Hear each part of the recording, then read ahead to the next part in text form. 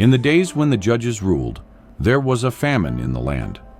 A man from Bethlehem in Judah went to sojourn in Moab with his wife and 2 sons.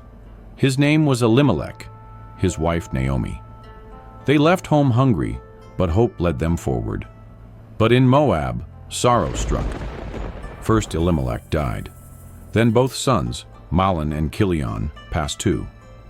Naomi was left in a foreign land with only her 2 daughters-in-law. One day, Naomi rose to return to Bethlehem. She had heard the Lord had visited his people and given them bread.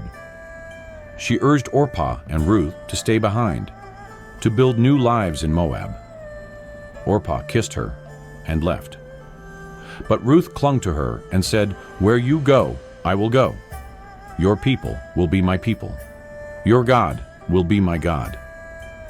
So the 2 women journeyed back. Bethlehem stirred as Naomi returned. "Is this Naomi?" the women asked. But Naomi said, "Call me Mara, for the Almighty has dealt bitterly with me." It was the beginning of barley harvest.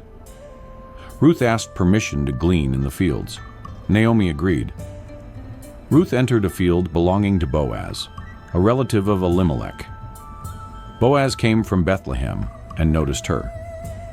"Whose young woman is this?" he asked. His servants told him, "She is the Moabite who came back with Naomi." Boaz approached Ruth. "Stay here. I've told the young men not to touch you. Drink when you're thirsty." Ruth bowed low and asked, "Why have I found favor in your eyes?" Boaz replied, "I've heard of all you've done for Naomi. May the Lord repay you. Under his wings you have come to seek refuge." At mealtime, Boaz offered her roasted grain. She ate and was satisfied. She gleaned until evening, then beat out the barley, an ephah. She returned to Naomi, who was surprised. "Where did you glean today?" Ruth said, "The man's name is Boaz." Naomi's eyes lit up. "The Lord has not forsaken us. Boaz is one of our redeemers." So Ruth continued gleaning in his field through the barley and wheat harvest. Naomi said to Ruth, "Shall I not seek rest for you?" She instructed Ruth, "Wash, anoint yourself, put on your cloak, and go to the threshing floor." Ruth obeyed. At midnight, Boaz awoke to find Ruth at his feet. She said, "Spread your wings over your servant, for you are a redeemer." Boaz replied, "I will do all you ask, but there is one closer redeemer. If he will not redeem you, I will." He sent her home with 6 measures of barley. Naomi said, "Wait, my daughter. The man will not rest until the matter is settled." Boaz went to the town gate. He gathered 10 elders and waited. When the other redeemer passed by, Boaz explained Ruth's case. The man declined. Boaz declared, "You are witnesses. I have bought all that belonged to Elimelech." He took Ruth as his wife. The Lord gave her conception. She bore a son.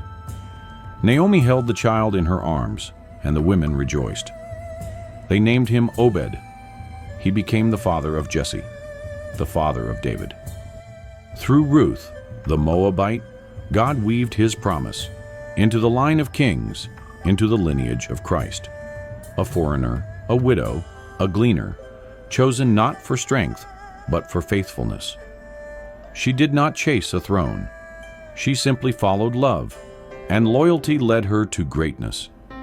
The same God who watched over Ruth watches over us. He redeems not just bloodlines, but hearts. And when you think you're forgotten, remember Ruth. Her story began in famine, but it ended in favor.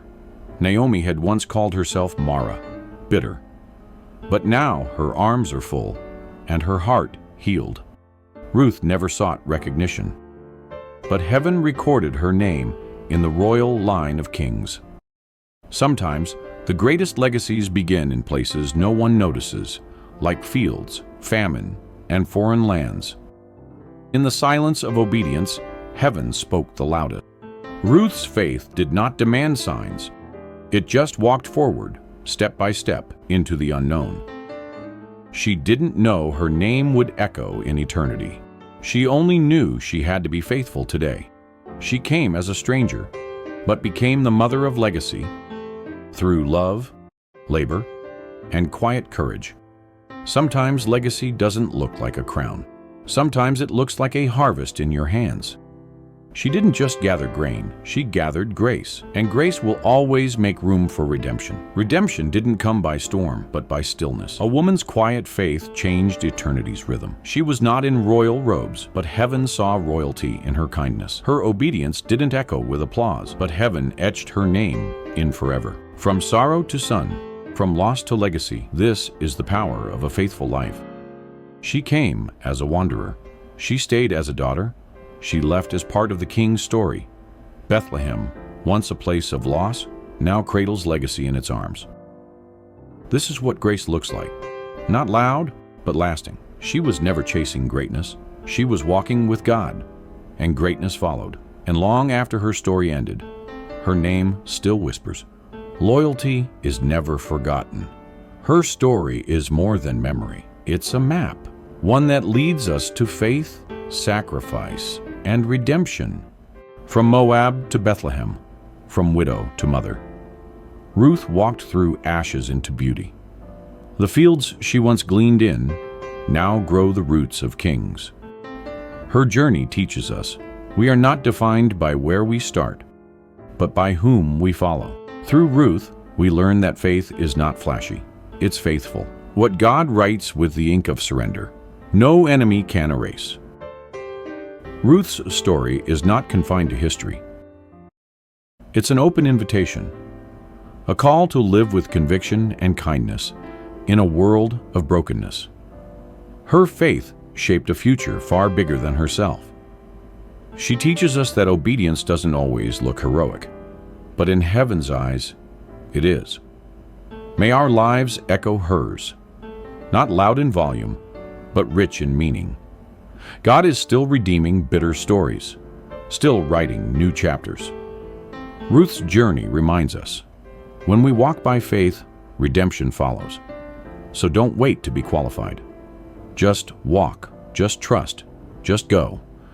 You may be in Moab today, but God can bring you to Bethlehem.